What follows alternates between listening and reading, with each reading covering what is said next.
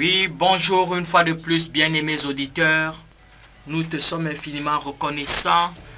Oui, à toi qui prête attention donc ce matin à la parole du Seigneur. Et le générique t'a certainement signalé que c'est l'heure du message. Nous allons donc prendre le message ce matin et nous allons poursuivre dans le thème que nous avons commencé depuis un bout. Nous allons donc poursuivre ce matin et je voudrais m'excuser parce que nous n'avons pas toujours pu recevoir le pasteur Siani qui devait donc également venir nous entretenir sur le thème de l'évangélisation, mais nous croyons que nous l'aurons d'ici peu sur ce plateau. Nous allons donc poursuivre ce matin. Nous avons commencé depuis longtemps à définir qu'est-ce que c'est que l'évangélisation, comment l'évangélisation doit-elle se faire, pourquoi l'évangélisation, comment évangéliser, et nous sommes entrés sur une fibre très sensible, le véritable message évangélique. Et aujourd'hui nous allons donc poursuivre pour comprendre qu'est-ce que c'est que le véritable message évangélique, comment est-il libéré, comment est-il prêché, quels sont les effets que crée un véritable message évangélique.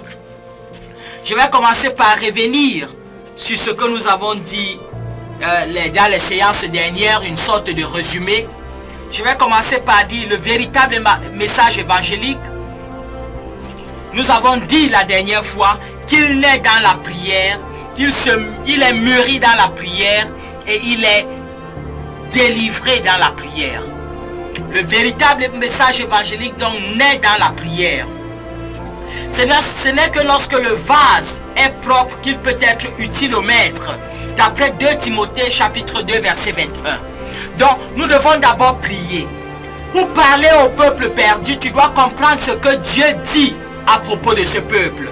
Si tu es incapable de t'asseoir et de d'abord écouter ce que Dieu a à dire sur l'état de certaines personnes, sur l'état d'une personne, sur l'état d'une nation, comment voudrais-tu délivrer un message évangélique? Parce qu'il naît de Dieu dans la prière. C'est le Seigneur qui te communique cela. Et quand il te communique un message, il amène d'abord le message à s'enraciner en toi.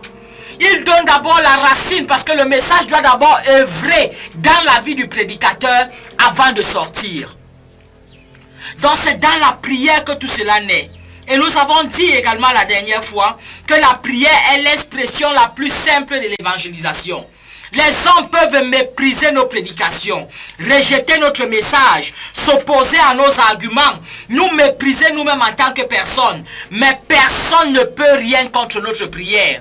On peut t'empêcher de prêcher, mais on ne peut pas t'empêcher de prier, d'intercéder pour le salut des âmes. Ça, c'est impossible.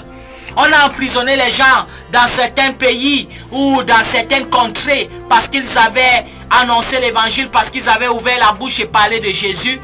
Mais il est impossible qu'on t'arrête parce que tu pries. Puisque tu peux prier dans ton cœur, qui saura? Personne. Tu peux intercéder intensément dans ton cœur.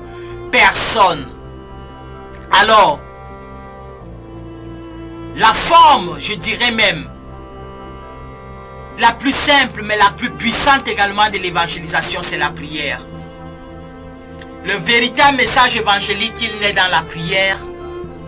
Il se conçoit, se mûrit dans la prière et il est délivré dans un esprit de prière. Voilà le premier point que nous avons vu la dernière fois. Le deuxième point, c'est le véritable message évangélique élève Jésus. Nous avons vu cela la dernière fois. Un véritable message évangélique, il doit élever Jésus-Christ. C'est Jésus qui est glorifié dans un message évangélique.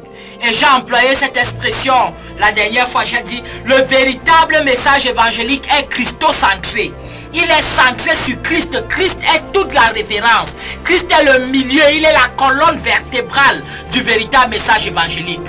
Et ce n'est pas une prédication basée sur nos exploits. La dernière fois, j'étais aux États-Unis, j'ai acheté une montre qui coûte 500 €. J'ai fait ceci, j'ai fait cela. Non. Le véritable message évangélique est christocentré. Il n'est pas une exposition de nos exploits personnels ou de nos richesses ou de nos avoirs. Non, non, non, non. Il est centré sur Christ. Pourquoi? Parce que la Bible dit dans Actes chapitre 4 verset 12, il n'y a aucun autre nom qui a été donné aux hommes par lequel ils peuvent être sauvés si ce n'est le nom de Jésus. Donc ce n'est pas par le nom de l'évangéliste qu'on est sauvé, ni par le nom d'un très grand prophète ou d'un très grand pasteur ou d'un très grand apôtre. Non, aucun de ces noms ne peut être sauvé. Alors aujourd'hui, lorsque nous voyons des personnes sortir et dire que ces personnes vont pour l'évangélisation et commencent à centrer l'évangélisation sur la dénomination, viens dans mon église, c'est dans mon église qu'il y a ci, c'est dans mon église qu'il y a ça, c'est mon pasteur qui est ci, c'est mon prophète qui est ça. Non. Car l'évangéliste, ce n'est pas pour une dénomination, c'est pour que Christ lui soit glorifié. Donc il est christocentré parce que c'est Christ qui apporte le salut aux hommes. La question dénominationnelle est secondaire. Parce que le Seigneur peut conduire ses enfants dans n'importe quelle assemblée là où il sent qu'ils seront édifiés. Donc ce n'est pas d'abord l'assemblée qui doit être le fer de lance de notre évangélisation, ni l'homme de Dieu entre guillemets, le prophète ou l'apôtre ou l'évangéliste. Ne sont pas évangéliser et tu commences à citer l'évangéliste Jean-Yves. Non, je ne suis pas le seul. Je ne suis pas celui qui sauve. Je suis incapable de sauver. Je n'ai pas donné ma vie sur la croix. Écoutez, c'est Jésus-Christ seul qui a pu faire. Pourquoi? Parce que dans 1 Pierre chapitre 3 verset 18, la Bible dit Jésus est mort pour nous. C'est lui seul qui est mort pour les hommes. Hein? Et ce passage très important et très touchant contenu dans le livre de 1 Timothée chapitre 2. 1 Timothée chapitre 2 verset 5. La Bible dit, car il y a un seul Dieu et un seul médiateur entre Dieu et les hommes, Jésus-Christ homme, qui s'est donné lui-même en rançon pour tous. C'est là le témoignage rendu en son propre temps. Alors, le véritable message évangélique est christocentré. Il est centré sur Christ. Car Jésus-Christ pardonne tout. C'est lui qui nous a aimés. Il nous a même pardonné avant même que nous ne soyons des enfants de Dieu. Pourquoi? La Bible dit dans Romains chapitre 5 verset 8. Car il nous a aimés quand nous étions encore pécheurs. Voilà pourquoi le message évangélique est christocentré. C'est sur ce Christ. Jésus-Christ est mort pour nos péchés. Bien plus, il est ressuscité pour nous accorder la victoire, la justification. Romains chapitre 4 verset 24 et 25. Nous devons prêcher l'œuvre accomplie par Christ sur la croix. Acte 17 verset 30 à 31. Ça c'est très important. Alors bien aimé, la puissance d'un sermon se mesure au degré et à la dimension à laquelle est exalté le Seigneur Jésus-Christ et éveille l'attention des auditeurs sur ce que Dieu attend d'eux. La puissance d'un sermon, ce n'est pas comme on le voit aujourd'hui, et je déplore cela.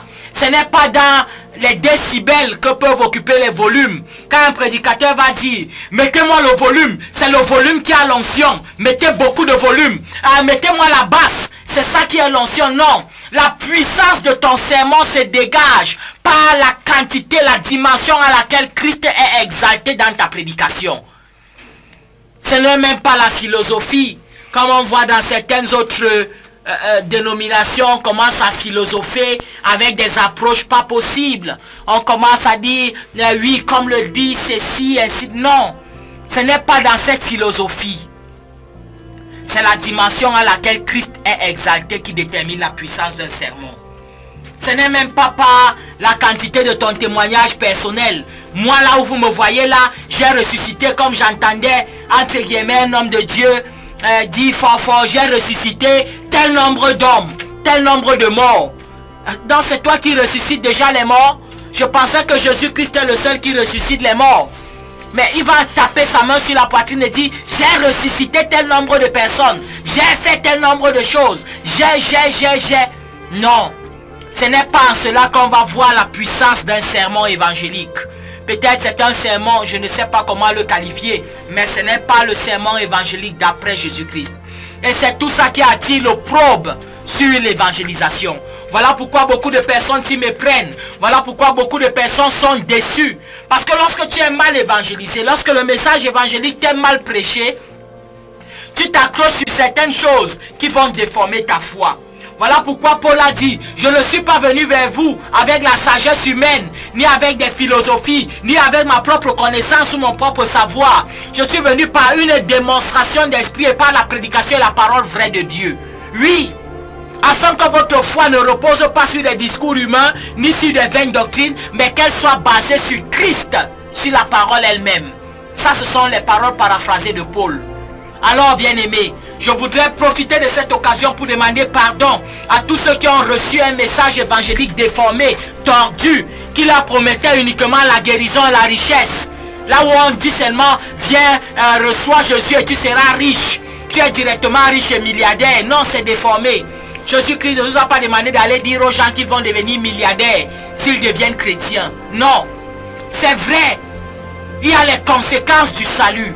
Quand tu acceptes Jésus, il y a les conséquences. Mais tu ne dois pas centrer ton message sur les conséquences de quelque chose. Non. Imaginez-vous que vous allez à l'hôpital, vous êtes malade. Vous avez un problème véritable. Au lieu de traiter votre maladie en elle-même, on commence à soigner les conséquences. Par exemple, vous êtes diabétique. En même temps, vous avez une blessure au pied. Si on ne vous fait pas d'abord les tests pour connaître que vous êtes diabétique, et on commence à agir sur le diabète lui-même, par exemple le diabète sucré, pour baisser le taux de sucre, on commence juste à vouloir traiter cette blessure. La blessure va s'infecter, elle va devenir une gangrène. Chaque jour on va racler ta chair, on va la couper, on va mettre des pansements, mais ça ne va pas se refermer parce qu'il faut agir à l'origine du mal lui-même qui est le diabète, en baissant le taux de glycémie. Et là, à partir de ce moment, le corps peut s'adapter, les anticorps sont produits et peuvent accepter donc les médicaments qui sont donc maintenant administrés au niveau de la blessure. Voilà l'erreur que nous commettons. Et c'est pour cela que les gens se sentent abusés. Ils commencent à dire, oh, l'hôpital, le médecin, s'il n'est pas fort. Depuis, il traite ma blessure, elle n'est pas guérie. Non, il doit plutôt soigner ton diabète. Et la maladie de l'humanité, la maladie véritable de l'homme, c'est le péché. Le reste des choses, ce sont les conséquences. Tu ne peux pas venir et je commence à te prêcher uniquement, arrête l'adultère, ne fornique plus, ainsi de suite. Non, je dois m'adresser d'abord au péché, à la nature pécheresse qui est en toi. Je ne dois pas te dire, viens, tout directement, ta richesse, ta pauvreté va être résolue. Tu vas devenir riche. Non, je dois m'adresser à l'avidité qui est dans ton cœur. L'égocentrisme et tout ça, c'est ça le péché. La richesse de la richesse n'est que la conséquence de la nature pécheresse qui est en toi. On a vu des personnes, j'ai entendu parler il y a de cela des années, d'un ministre qui a construit une maison là où lui-même il se perdait. Tellement il y avait beaucoup de chambres que parfois il dort, il commence à appeler, chérie, on est où aujourd'hui? Aujourd'hui on dort où? Son épouse répond, ici. Il va passer 15 minutes à chercher là où la voix est venue. Quand tu sais pourquoi? Parce que son cœur est tellement vide. Son cœur est tellement... Pendant que des gens souffrent quelque part, un autre a détourné de l'argent. Il a porté des ballots d'argent pour mettre dans son plafond. Et les souris se sont attaquées à ces ballots d'argent. Vous voyez, c'est l'avidité. C'est le péché qui est dans son cœur qu'il faut s'adresser. Au lieu de traiter les conséquences, l'évangélisation a pour but de mettre le doigt sur l'élément lui-même, qui est le péché. Alors, un véritable sermon évangélique, il est fait de 80% de Christ et 20% de notre témoignage personnel. Donc 80% c'est la prédication de Christ et la prédication de la croix. Et pour appuyer cela, pour illustrer, nous pouvons avoir 20% de notre témoignage personnel. Pourquoi? Parce que en Christ, parce que nous devons vivre ce que nous prêchons. Nous devons être en train de vivre ce que nous sommes en train de prêcher. Ça, c'est très important. Nous devons vivre ce que nous sommes en train de prêcher. Voilà pourquoi 20% c'est notre prédication, c'est notre témoignage personnel. Au lieu d'inverser les choses, 80% de notre vécu, de notre témoignage, qui n'est même pas en Christ. Et après ça, on a juste un petit assaisonnement comme le cube. C'est ça qui vient former Jésus-Christ. On a 20% de Christ. 80% d'un repas que Christ ne connaît même pas. On assaisonne juste. Non. Christ est le repas principal. Notre témoignage est juste un assaisonnement. Il faut comprendre comment le véritable message évangélique est. Nous avons vu la la dernière fois également, un troisième point, qu'il faut utiliser les Écritures. Le message évangélique est pétri d'Écritures. C'est comme le béton armé. Lorsqu'on doit faire une dalle, on fait un béton armé. Il y a dedans le gravier, on a le fer, on a les cailloux, on a la caillasse. C'est ça les Écritures. Les Écritures doivent remplir un sermon évangélique. Ce n'est pas une suite de paroles et de paroles uniquement, non. Et ici, là, je voudrais éviter un piège. Parce que parfois, on pense que quand on dit pétri des Écritures, c'est citer les versets les uns après les autres. Non. Tu peux donner la quintessence, tu peux paraphraser, mais il faut que dans ce que tu dis, on retrouve la parole de Dieu à l'intérieur. Parce que c'est elle qui constitue les morceaux qui vont solidifier donc la prédication que tu fais. La prédication qui conduit au salut doit être l'esprit et la lettre des Écritures inspirées par Dieu. 1 Corinthiens chapitre 4 verset 1 Corinthiens chapitre 2 le verset 13 nous dit que la prédication doit être basée sur l'esprit de vie, sur la parole de Dieu. Oui, Christ est la parole vivante. Jean chapitre 20 verset 31. Voilà pourquoi c'est la parole qui doit être là. La Bible dit, la foi vient de ce qu'on entend et ce qu'on entend de la parole de Dieu. Romains chapitre 10 verset 17. Voilà pourquoi la prédication doit être remplie. Pour que la foi naisse, il faut que ça soit la parole de Dieu. Sinon la foi va naître sur les utopies. Ça sera des éléments de rêveur et les gens seront déçus demain à l'église de ne pas voir ces choses. Or, c'est la parole de Dieu qui fait naître la véritable foi. Et maintenant, nous avons vu un autre point qui était le véritable message évangélique, la parole de Dieu. Ce message doit dépendre de l'Esprit Saint. Nous devons dépendre du Saint-Esprit. Certaines dénominations ne veulent même plus entendre parler du Saint-Esprit. Non, on ne peut pas prêcher sans le Saint-Esprit.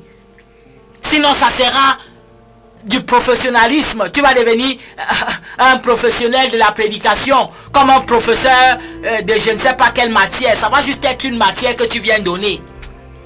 Tu vas devenir un orateur simplement, un bon parleur, je ne sais pas quoi. Non, ça doit être inspiré par la parole de Dieu. Lorsque nous prêchons sous l'action, sous l'onction du Saint-Esprit, les auditeurs entendent une autre voix. Ils entendent la voix du Seigneur leur parler dans leur cœur.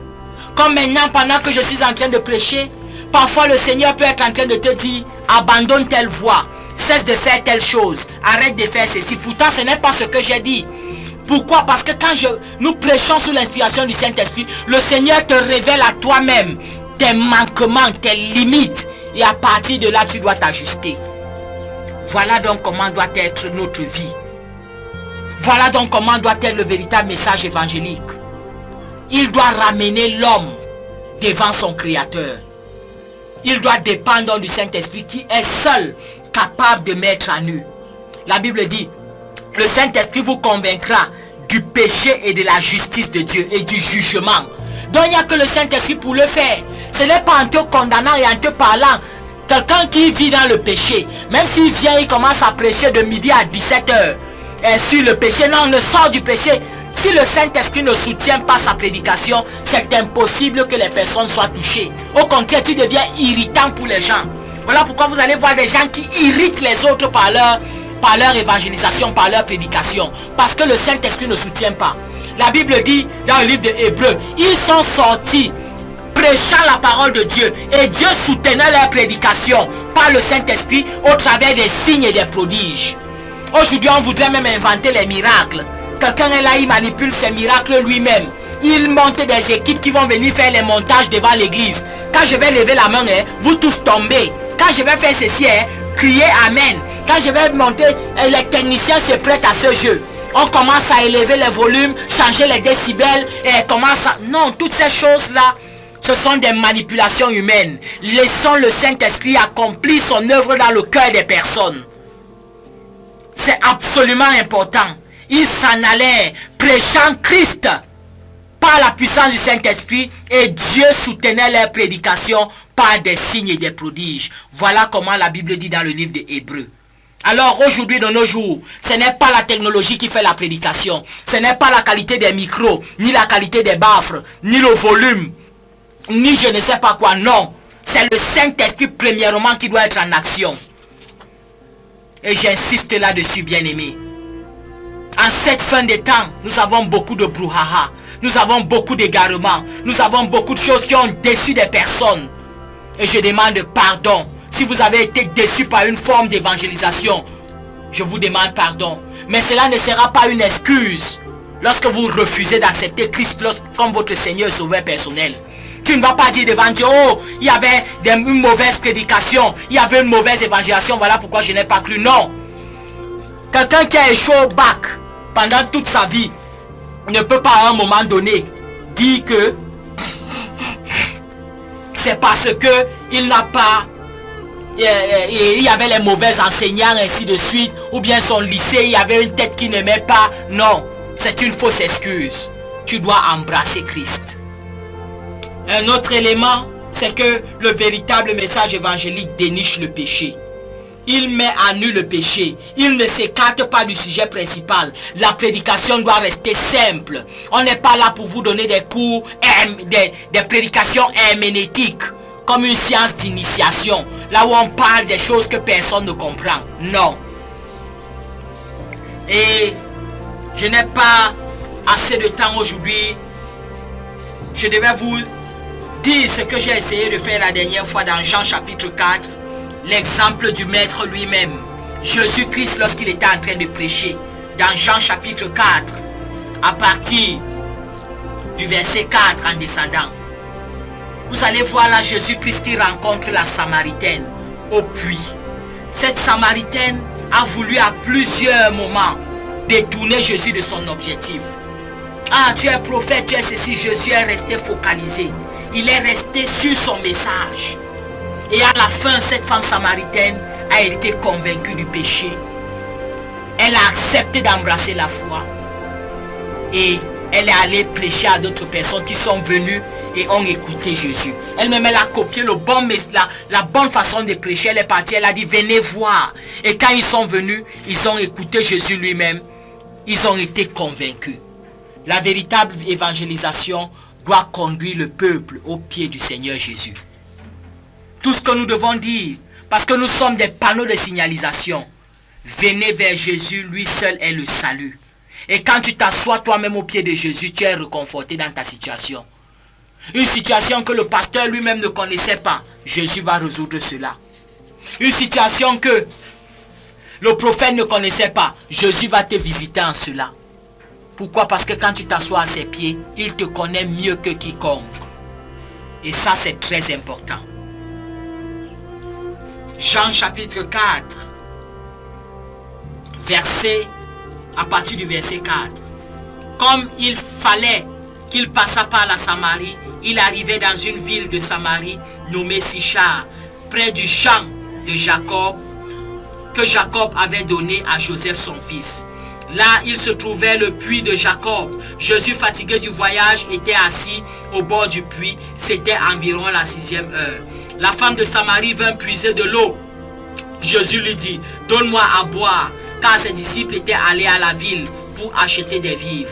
La femme samaritaine lui dit, comment toi, qui es juif, me demandes-tu à boire, à moi qui suis une femme samaritaine? Les juifs en effet n'ont pas de relation avec les samaritains. Ça c'est l'introduction. Jésus demande à boire à cette femme. L'évangélisation refuse l'hostilité. Il savait bien qu'entre les juifs et les samaritains il n'y a pas communication, mais Jésus-Christ a dépassé cette limite. C'est pour nous inviter nous à dire, il n'y a pas de limite. C'est pas parce que tu es de telle ethnie ou bien anglophone ou francophone que je ne dois pas t'évangéliser. Non, il n'y a pas de telle limite. Jésus a refusé de se mixer dans les faux conflits. Ah non, ça ce sont les Bami, ça ce sont les Nkwa. Ainsi, Jésus a refusé d'entrer dans de tels défis. Il a dit sa parole s'adresse à tout le monde. Il est venu, il est amour pour tout le monde, pour toutes les ethnies, pour toutes les races, pour toutes les tailles, pour toutes les tranches d'âge. C'est ça que Jésus-Christ était en train de dire à cette femme. Il dit non, je n'entre pas dans votre conflit social. Oui, Jésus-Christ a refusé d'entrer dans les conflits sociaux. L'évangélisation refuse d'entrer dans les conflits sociaux, dans les conflits ethniques, dans les conflits tribaliques. Non. Voilà l'exemple de Jésus-Christ. Il est mon modèle à moi. Et quand il a évité cela, Jésus-Christ dit au verset 10, Jésus-Christ lui dit, si tu connaissais le don de Dieu. Et celui qui te dit, donne-moi à boire, tu aurais toi-même demandé à boire et je t'aurais donné de l'eau vive. Seigneur, lui dit la femme, tu n'as rien pour puiser de l'eau. Le puits est profond. D'où aurais-tu donc cette eau vive? Es-tu plus grand que notre père Jacob qui nous a donné ce puits et qui en a bu lui-même ainsi que ses fils? Jésus lui répondit, quiconque boit de cette eau aura encore soif. Écoutez, cette femme voulait encore détourner Jésus-Christ ici. Elle lui dit, tu vois, le puits est profond. Comment est-ce que toi, tu es là, tu dis, tu vas réussir à puiser de l'eau? Donc elle voulait amener le débat d'un côté scientifique. Tu sais, la force de gravité nécessite que tu envoies. Comment vas-tu faire? Parfois les gens veulent détourner l'évangélisation en voulant apporter des discours philosophiques ou bien scientifiques. Non, ne vous laissez pas détourner par cela. Jésus-Christ n'a pas commencé à dire non, d'après la physique, on peut exercer une force qui va amener l'eau vers le haut. Non, Jésus-Christ est resté focalisé. Ce n'est pas par la science que nous évangélisons, non. Restons focalisés. Jésus-Christ est resté focalisé et lui a dit, moi je peux te donner de l'eau vive. Il est quitté dans ce rapport naturel pour lui parler d'un rapport plus profond, l'eau vive. Mais celui qui boira aura encore soif. Verset 14, n'aura jamais soif et l'eau que je lui donnerai en lui deviendra en lui une source d'eau qui jaillira jusque dans l'éternité. La femme lui dit, Seigneur, donne-moi de cette eau afin que je n'ai plus soif et que je ne vienne plus puiser ici. Écoutez, cette femme a commencé à vouloir détourner encore Jésus. Ici, là, elle commence à introduire les notions économiques. Ah, en bon, tu as tout ça, tu as toute la richesse là, donne-moi alors pour que je ne revienne plus ici. Par exemple, tu peux évangéliser quelque part, on te dit non, donne-moi d'abord seulement l'argent, là où je suis là, j'ai faim, ainsi de suite, non. Elle voulait transformer l'évangélisation de Jésus en un débat économique. Ah, si c'est comme ça, au lieu de commencer à transporter encore pour venir chercher telle chose, si tu résous ce problème, je n'aurai plus jamais à transporter, je n'aurai plus jamais rien à faire. Non, Jésus-Christ a refusé d'entrer dans l'économie. Il a continué de lui dire, femme, va.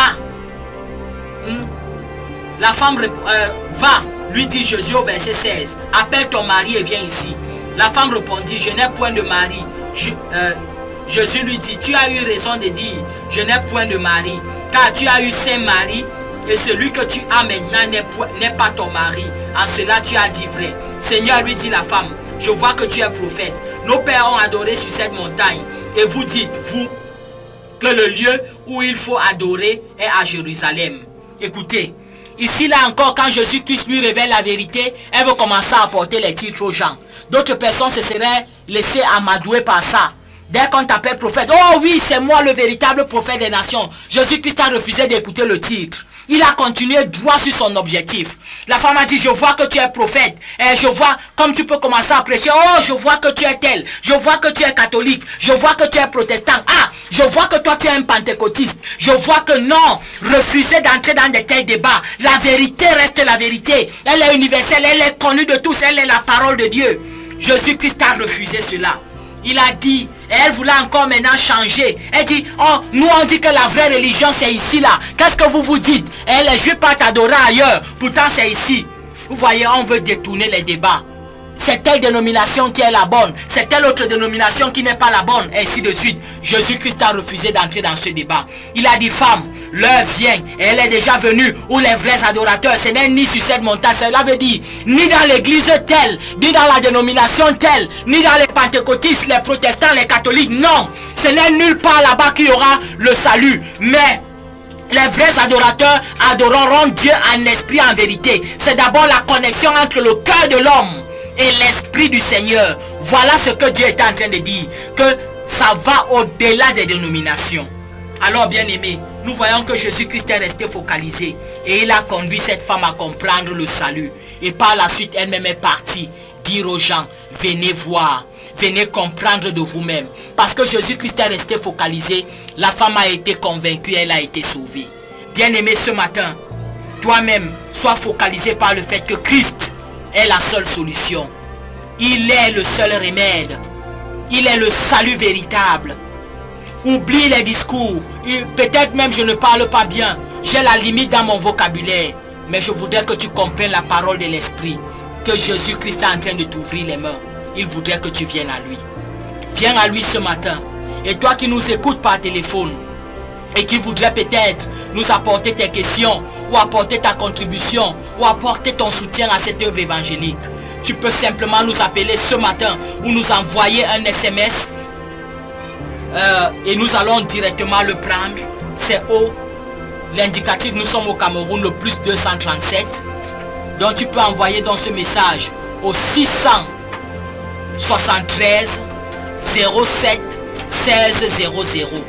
673 07 16 00. Ou alors le 694 63 76 67.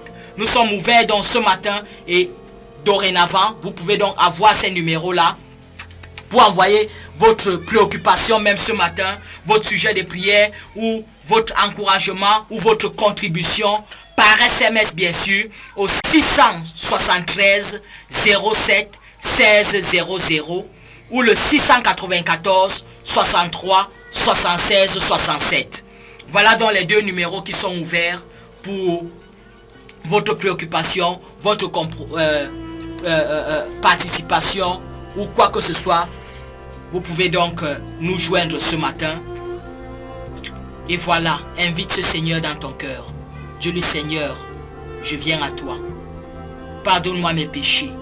J'ai écouté ta parole. Lave-moi par ton sang précieux. Je t'accepte aujourd'hui comme mon Seigneur et mon Sauveur personnel. Je viens à toi, tu es ma seule solution. Écris mon nom dans ton livre de vie.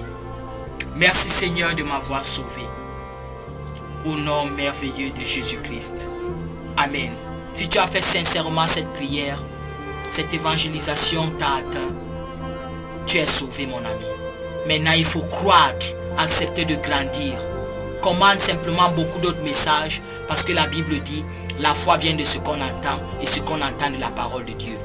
Obtiens d'autres messages, continue de les écouter, tu vas grandir dans la foi et tu vas être celle qui va refléter la gloire de Dieu sur terre. Que le Seigneur te bénisse abondamment. Beaucoup de courage. Sois béni au nom merveilleux de Jésus-Christ. Amen. Mon âme peut suivre ta lumière.